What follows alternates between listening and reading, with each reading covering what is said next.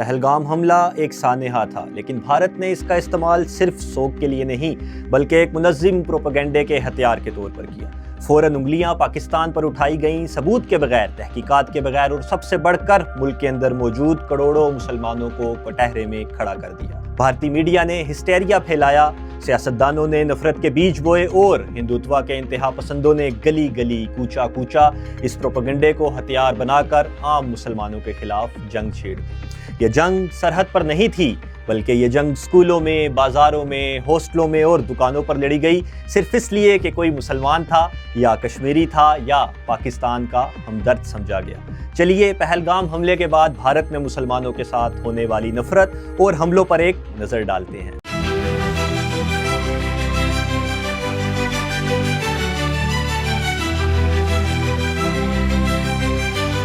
آگرہ میں گلفام علی، جو کہ ایک بریانی سینٹر پر ویٹر کا کام کرتا تھا، 3 ہندو نوجوانوں نے گولیاں مار کر اسے ہمیشہ کے لیے خاموش کر دیا۔ اسی حملے میں سیف علی، جو گلفام کے ساتھ کام کرتا تھا، زخمی ہوا، جو کہ صرف اس لیے بچ گیا کہ شاید زندگی نے ابھی اس کے ساتھ کچھ اور لکھ رکھا تھا۔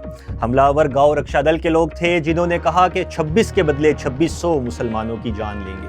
ہریانہ کے روہتک گاؤں میں سرپنچ دیپک ملک نے مسلمانوں کو کھلے عام گاؤں چھوڑنے کا حکم دیا۔ اسی ریاست کے ایک بازار میں مسلمانوں کی دکانوں پر حملے کیے گئے، صرف اس لیے کہ وہ مسلمان تھے۔ پنجاب کی ایک کشمیری طالبہ نے بتایا کہ اسے اور اس کی سہیلی کو ان کی شناخت کی بنیاد پر گالیاں دی گئیں، ہراساں کیا گیا، مارنے کی کوشش تک کی گئی۔ مار رہے تھے، گالیاں دے رہے تھے، تو یونیورسٹی سے ہم کیسے بھی جان بچا کے آ گئے۔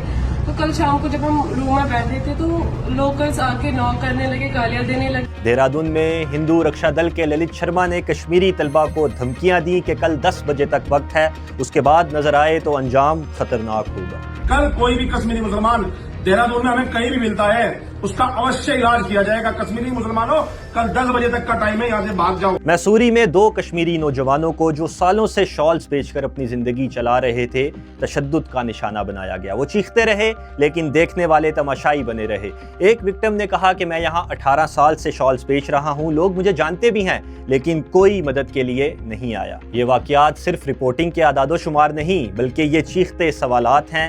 کیا ایک حملے کے بدلے پوری قوم کو سزا دینا انسانیت ہے؟ کیا مذہب کی بنیاد پر کی گئی انتقامی کارروائیاں کسی مہذب معاشرے کا حصہ ہو سکتی ہیں؟ اور سب سے اہم سوال، جب بھارت کے اندر مسلمانوں پر منظم حملے ہو رہے ہیں، جب گاؤں خالی کروائے جا رہے ہیں، دکانیں جلائی جا رہی ہیں اور طالب علموں کو دھمکیاں دی جا رہی ہیں، تو پھر یہ دہشت گردی نہیں تو اور کیا ہے؟